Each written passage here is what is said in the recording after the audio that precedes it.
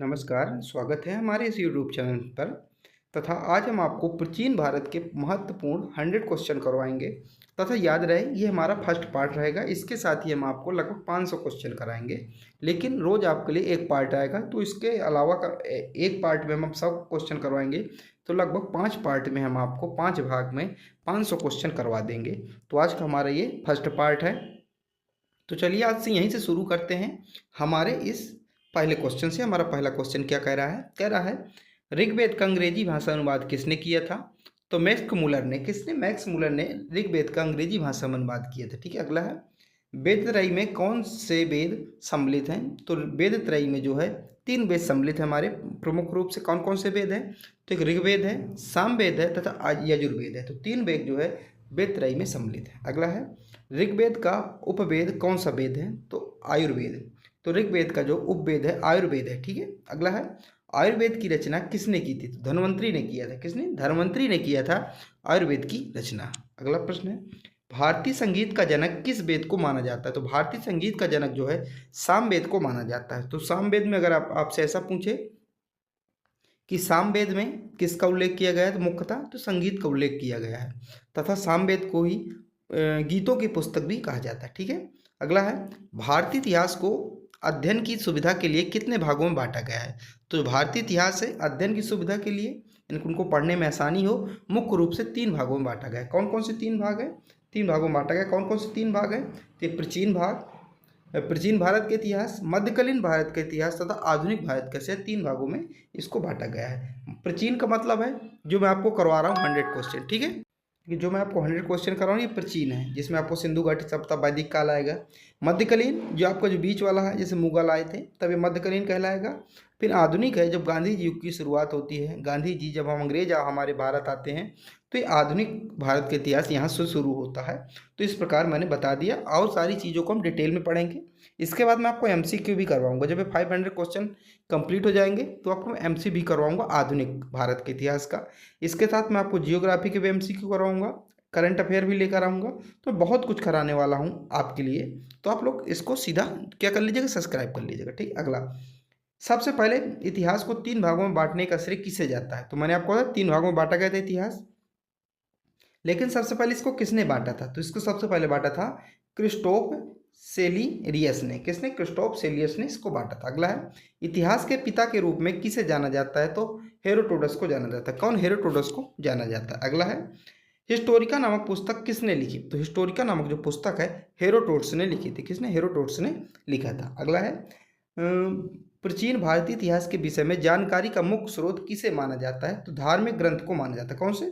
धर्म ग्रंथों को माना जाता है। अगला है वेद का सबसे प्राचीन धर्म ग्रंथ कौन सा है? भारत का सबसे प्राचीन जो है धर्म ग्रंथ कौन सा है? तो वेद है। कौन सा? वेद माने जाते हैं। अगला है वेदों की संख्या कितनी है? तो वेदों की संख्या 4 है। कौन कौन से 4 वेद हैं? ऋग्वेद हो गया, सामवेद हो गया, यजुर्वेद हो गया अथवा अथर्ववेद। तो ये 4 वेद हैं। वेदों की संख्या 4 है। ठीक है।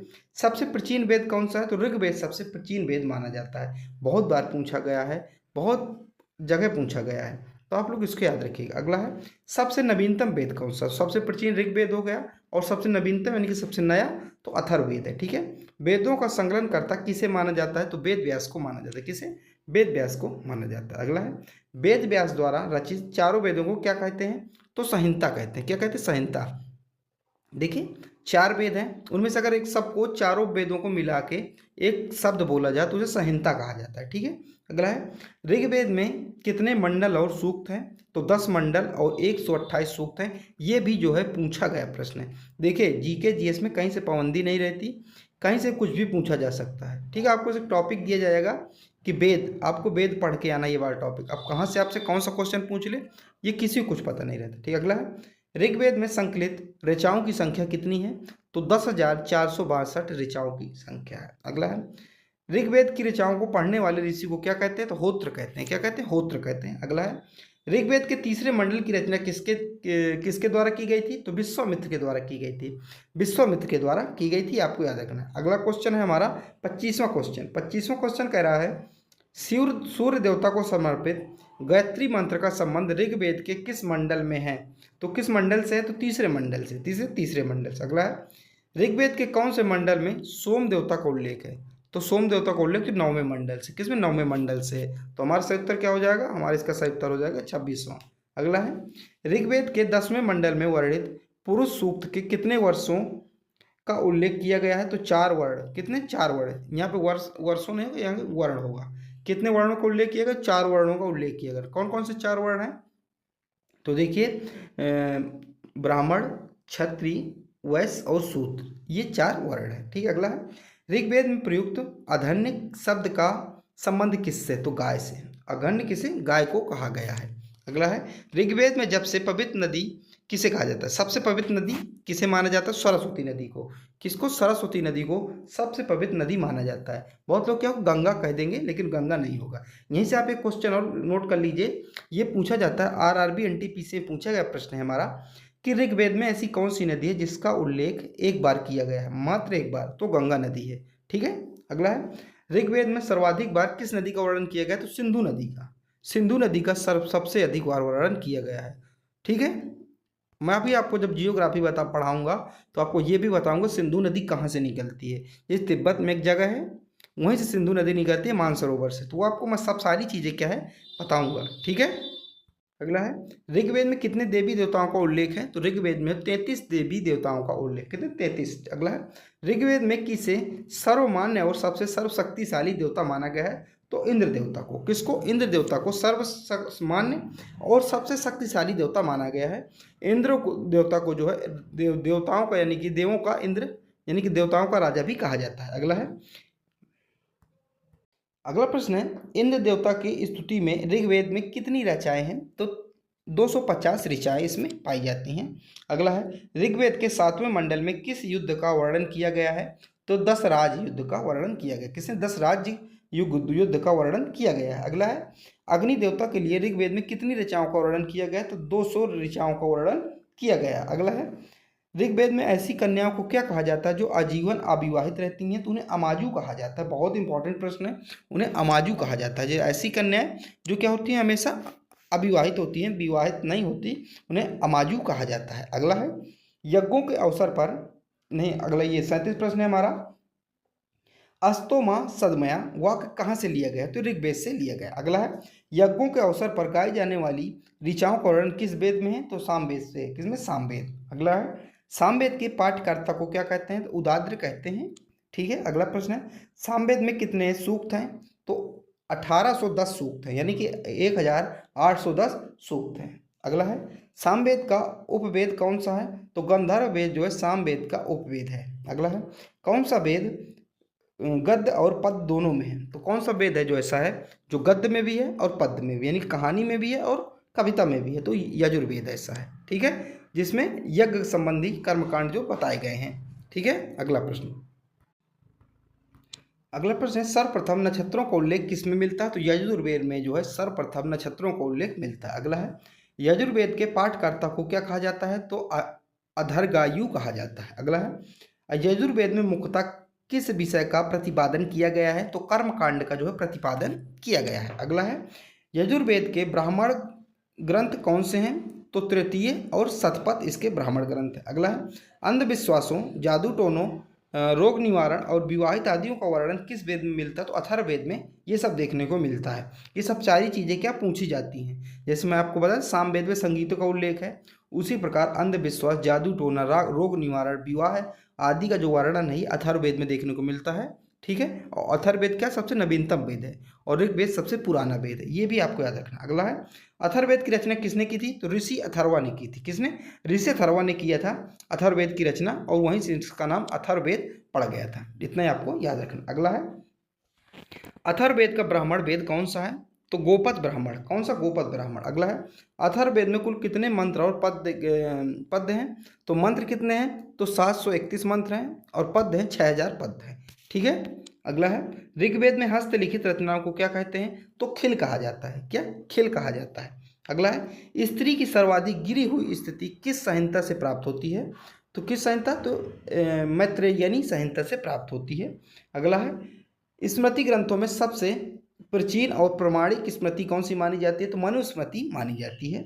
अगला है उपनिषदों की संख्या कितनी है? तो 108 उपनिषदों की संख्या है। ये बहुत इंपॉर्टेंट, ये आपको पता होना चाहिए, नॉलेज आपको पता होना चाहिए कि वेद हमारे पास कितने हैं, उपनिषद कितने हैं, ये सारी चीज़ें क्या आपको पता होना चाहिए। तो कितने उपनिषद हैं, तो उपनिषद हमारे 108 हैं। अगला है, भारतीय ऐतिहासिक कथाओं का सबसे अच्छा क्रमबद्ध विवरण किस में दिया गया है, तो पुराणों में दिया गया है। अगला है, पुराणों की संख्या कितनी है, तो 18 पुराण है हमारे। 18 पुराण आपने सुना हो, गरुड़ पुराण, मत्स्य पुराण, ये सब ना, ये 18 पुराण है। ठीक है, सबसे प्राचीन पुराण कौन सा, तो मत्स्य पुराण। मत्स्य पुराण जो है सबसे प्राचीन पुराण है। अगला है, विष्णु पुराण में किस वंश का उल्लेख किया गया, तो मौर्य वंश का उल्लेख किया गया है। अगला है, आंध्र सतवाहन वंश के बारे में जानकारी किस पुराण से मिलती है, तो मत्स्य पुराण से मिलती है। अगला प्रश्न, वायु पुराण में किस वंश का उल्लेख किया गया है, तो गुप्त वंश का उल्लेख किया गया है। ये सारे प्रश्न जो हैं पूछे गए प्रश्न है। ठीक है, अगला है, शुंग वंश का मानक ग्रंथ किसे माना जाता है, तो मनुस्मृति को माना जाता है। अगला है, वेदों का अर्थ समझने और सही उच्चारण के लिए किसकी रचना की गई, तो वेदांग की रचना की गई। किसकी, वेदांग की रचना की गई। अगला है, वेदांगों की संख्या कितनी है, तो 6। वेदांगों की संख्या कितनी है, 6 वेदांगों की संख्या। कौन कौन से 6 वेदांग है, शिक्षा, कल्प, व्याकरण, छंद, निरुक्त और ज्योतिष, ये 6 क्या है, वेदांग है हमारे। ठीक, अगला है, वैदिक कालखंड को कितने भागों में बांटा गया है, 2 भागों में बांटा गया। कौन कौन से, ऋग्वैदिक काल और उत्तर वैदिक काल, ये 2 भागों में जो है बांटा गया है।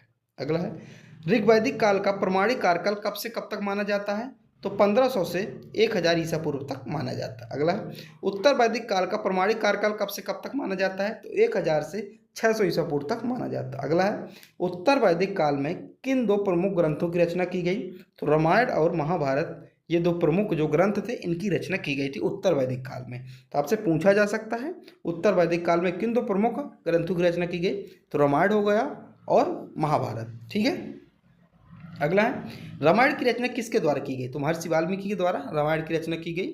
और रामचरितमानस पूछे तो ये तुलसीदास, आपको पता है।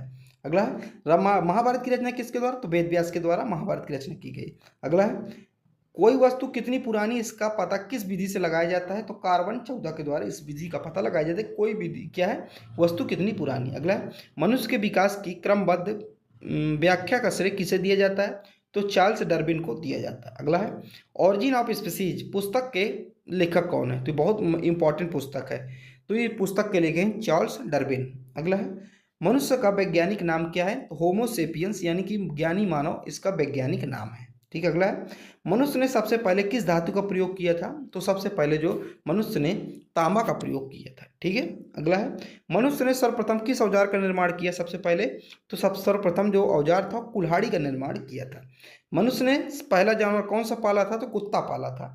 अगला है, मनुष्य ने आग का आविष्कार किस काल में किया था, तो पूरा पाषाण काल में किया था। ये मैं आपको सारी चीज़ें जो है डिटेल से पढ़ाऊंगा, जब आपके MCQ लेकर आऊँगा तो सारी चीज़ों के मैं डिटेल से पढ़ाऊंगा कि पूरा पाषाण काल क्या, नव पाषाण काल क्या है, मध्य पाषाण काल क्या है, पहिए की खोज कब हुई, आग की खोज कब हुई, ये पत्थरों के औजारों की खोज कब हुई, ये पूरा मैं आपको पूरा सब कुछ पढ़ाऊंगा। ठीक है, अगला है, भारत में पूरा पाषाणकालीन औजारों की खोज किसके द्वारा की गई, किसके द्वारा की गई थी, तो रॉबर्ट ब्रॉसफुट के द्वारा की गई थी। अगला है, पहिए का आविष्कार किस काल में किया गया, तो नव पाषाण काल में किया गया था।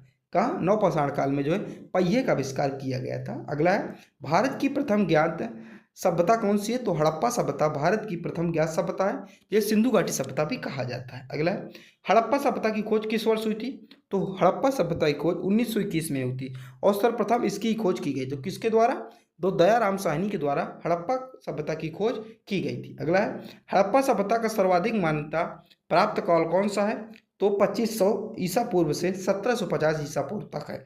इसमें क्या विवाद चलता है इन पीरियड को लेकर, कब से कब तक है, लेकिन जो सर्वाधिक जो कई लोगों द्वारा माना गया है वो यही काल है, 2500 लेकर 1750 ईसा पूर्व तक ये माना गया, इसलिए इसको ही सही माना जाता है। अगला है, सिंधु घाटी सभ्यता किस युग से संबंधित है, आद्य ऐतिहासिक युग से संबंधित है सिंधु घाटी सभ्यता।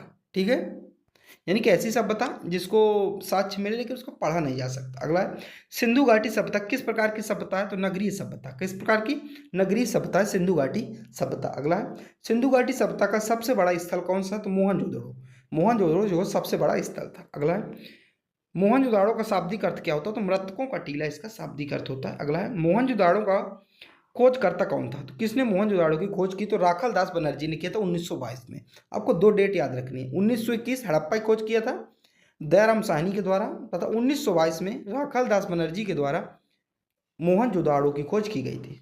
ठीक है। अगला, नर्तकी की कांस्य की मूर्ति कहाँ से प्राप्त हुई? तो मोहनजोदड़ो से प्राप्त हुई है। अगला है, वर्तमान में जोदाड़ो का नमक स्थान किस देश में स्थित है? तो पाकिस्तान में स्थित सिंधु नदी के किनारे स्थित है। अगला है, सिंधु घाटी सभ्यता का पहला स्थल कौन सा खोजा गया? तो हड़प्पा खोजा गया था 1921 में। और मैंने आपको ये सब बता चुका हूँ। ठीक है। अगला है, हड़प्पा किस नदी के किनारे स्थित है? रावी नदी के किनारे स्थित है हड़प्पा। ठीक है। अगला है, सिंधु घाटी सभ्यता की जानकारी कहाँ से मिलती है? तो पुरातात्विक उत्खनन से मिलती है। अगला है, हड़प्पा कालीन लोगों ने नगरों तथा घरों के विन्यास के लिए कौन से पद्धति अपनाई थी? तो ग्रिड पद्धति अपनाई थी। बहुत पूछी जाती है ग्रिड पद्धति। ठीक है। अगला प्रश्न है हमारा, सिंधु घाटी सभ्यता की लिपि कौन सी है? तो भाव चित्रात्मक थी। इनकी भाव चित्रात्मक ऐसे ऐसे लिखी जाती थी। मैं आपको एक थोड़ा सा उदाहरण देने की कोशिश करूंगा। ऐसे लिखी जाती थी, ऐसे। ये हो गई फर्स्ट लाइन, हो गई सेकंड लाइन, इस थर्ड लाइन। ये क्या थी? भाव चित्रात्मक थी, तथा इसे सर्पिलाकार लिपि भी कहा जाता था। अगला है, सिंधु घाटी सभ्यता कहाँ तक विस्तृत थी? तो पंजाब, राजस्थान, गुजरात, उत्तर प्रदेश, हरियाणा, जम्मू कश्मीर, सिंध और बलूचिस्तान तक ये क्या थी? फैली हुई थी। देखो, सिंधु घाटी सभ्यता जो है, हड़प्पा का सब विस्तार है मुख्यतः 3 देशों में था, भारत, पाकिस्तान और अफगानिस्तान। तो सबसे ज़्यादा भारत में है और सबसे कम अफगानिस्तान में है। तो जब ये भारत हमारा था, जब इसका क्या विभाजन नहीं हुआ था, जब सब भारत के अंतर्गत आता था। ठीक है। अगला, सिंधु घाटी सभ्यता में घोड़े के अवशेष कहाँ से प्राप्त हुए हैं? तो सुरकोटदा से प्राप्त हुए हैं। तो वहाँ से ये पता चला कि यहाँ क्या थे? घोड़े पाए जाते थे। तो इसका सही उत्तर होगा सुरकोटदा। अगला है, सिंधु घाटी स्थल कालीबंगा भारत के किस राज्य में है? तो कालीबंगा है राजस्थान में। ठीक है। अगला है, कालीबंगन का अर्थ क्या होता है? काली चूड़ियाँ। क्या होता है? काली चूड़ियाँ होती हैं, काले रंग की चूड़ियाँ। अगला है, हड़प्पा सभ्यता के अंतर्गत हल से जोते गए खेतों के साक्ष्य कहाँ से मिला है? तो हल से जोते गए जो खेतों के साक्ष्य है, ये कालीबंगा से मिले, राजस्थान से। अगला है, सिंधु घाटी सभ्यता की ईंटों का अंकलन किस स्थान से मिला है? तो कालीबंगा से मिला है। यहाँ से यह पता चला है कि यहाँ के लोग क्या है? ईंटों का प्रयोग करते थे, वो भी पकी हुई ईंटों का। क्या घर बनाने में इसका प्रयोग किया करते थे। यानी कि तब के समय में भी क्या कच्चे घर नहीं रहते थे, ईंटों से घर बनाए जाते थे। ईंटें पहले बनाई जाती थी, फिर उनको पकाई जाती थी, उससे घर का निर्माण होता था। तो मैंने आपको ये 100 क्वेश्चन करवा दिए। आपको कैसे लगे आपको बताना है। आपको डिस्क्रिप्शन पे नीचे क्या टेलीग्राम का लिंक मिल जाएगा, आप वहाँ भी क्या करिएगा, उसको भी ज्वाइन कर लीजिएगा। ठीक है। और डिस्क्रिप्शन पे मेरा दूसरा यूट्यूब चैनल भी मिल जाएगा। तो अगर आप वहाँ से पढ़ना चाहें, प्लेलिस्ट पढ़ी हैं, प्रीवियस ईयर क्वेश्चन उधर पढ़े हैं, तो आप किसी भी एग्जाम के SSC MTS हो गया SSC का, तो आप वहाँ से इसको पढ़ सकते हैं। तो चलिए मिलते हैं अगले वीडियो पर। जब तक के लिए जय हिंद, जय भारत।